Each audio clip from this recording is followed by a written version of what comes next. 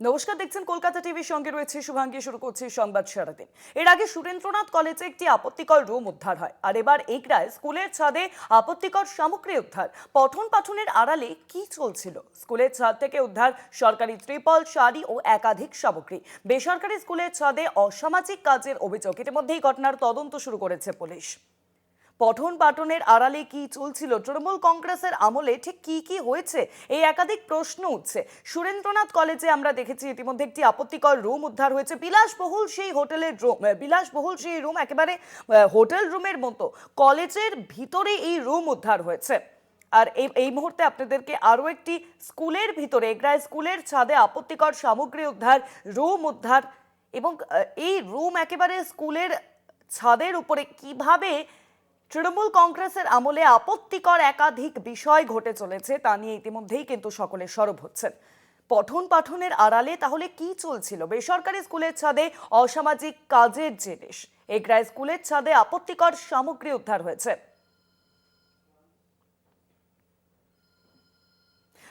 দুদিকের ছবি দেখাচ্ছি। এক হচ্ছে সুরেন্দ্রনাথের বেডরুম, আর এবার স্কুলে আপত্তিকর ঘর। সুরেন্দ্রনাথ কলেজের ভেতরে বেডরুমের ছবি দেখাচ্ছি। বিলাসবহুল সেই বেডরুম, সেখানে রয়েছে বিলাসবহুল বাথরুম, এসি লাগানো রয়েছে। পাশাপাশি দেখতেই পাচ্ছেন সেই ছবি, মানে একেবারে হোটেল রুমের মতো। আর এবার এগরায় এক বেসরকারি স্কুলে আপত্তিকর ঘর উদ্ধার। এগরায় স্কুলের ছাদে আপত্তিকর সামগ্রীও উদ্ধার হয়েছে। তাহলে পঠন পাঠনের আড়ালে কি চলছিল, এখানেই প্রশ্ন উঠছে। তৃণমূল কংগ্রেসের আমলে একাধিক দুর্নীতি আমরা দেখেছি। শিক্ষা দুর্নীতি, স্বাস্থ্য দুর্নীতি, একাধিক দুর্নীতির খবর বারংবার সামনে আসছে।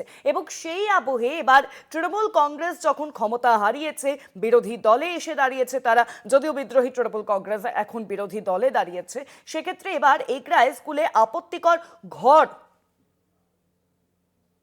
সুরেন্দ্রনাথ কলেজে বেডরুম, সেই ছবিও দেখতে পাচ্ছেন। সুরেন্দ্রনাথ কলেজে একটি বেডরুম, এবং সেই বিলাসবহুল বেডরুম, তাতে বিলাসবহুল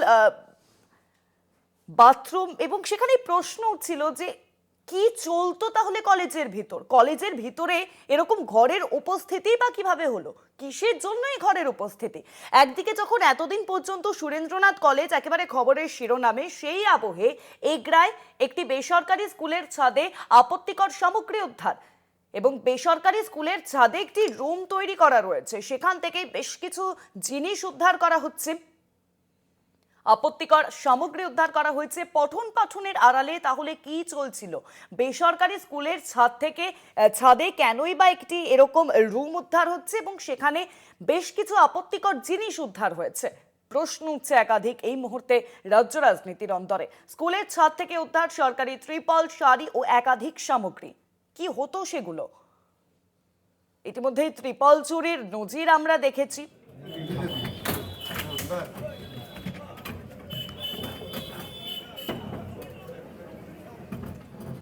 সেই ছবি দেখতে পাচ্ছেন, একেবারে এগরা সেই বেসরকারি স্কুলের কার্যত সেই রুমের তালা ভেঙে, শিকল দিয়ে তালা ভেঙে একেবারে ঢোকার চেষ্টা।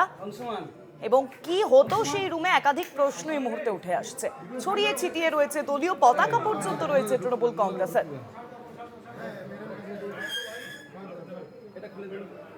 কি হতো, কি চলতো, প্রশ্ন উঠছে। কেন বারংবার আমরা দেখেছি সুরেন্দ্রনাথ কলেজেও কিন্তু আইএনটিটিউসির একটা প্রভাব ছিল, এবং সেখানে একমাত্র যদি বলা যেতে পারে যে ছাত্র রাজনীতি, সেখানে আইএনটিটিউসি একেবারে ক্ষমতার দখল করে রেখেছিল। এবং সুরেন্দ্রনাথ কলেজের ভিতরে এরকম একটি বেডরুম উদ্ধার, বিলাসবহুল সেই বেডরুম, সাজানো গোছানো টিপটপ ঘর। প্রশ্ন উঠছে একাধিক। এতদিন পর্যন্ত সুরেন্দ্রনাথ কলেজ এখানে খবরের শিরোনামে ছিল, আর এবার খবরের শিরোনামে উঠে এলো এগরার এক বেসরকারি স্কুল। সেই স্কুলের ছাদে একাধিক আপত্তিকর সামগ্রী উদ্ধার। সেখানে প্রশ্ন উঠছে পঠন পাঠনের আড়ালে তাহলে কি চলতো? এগরা সেই বেসরকারি স্কুলের ভিতরেই রুম উদ্ধার হয়েছে, তার দরজা কার্যত শিকল দিয়ে ভেঙে, তালা ভেঙে সকলে প্রবেশ করেন, এবং সেখান থেকে বেশ কিছু আপত্তিকর যেমন জিনিস উদ্ধার হয়েছে, পাশাপাশি তৃণমূল কংগ্রেসের দলীয় পতাকা উদ্ধার হয়েছে। তাহলে তৃণমূল কংগ্রেসের আমলে কি হতো, কি চলতো? প্রশ্ন একাধিক।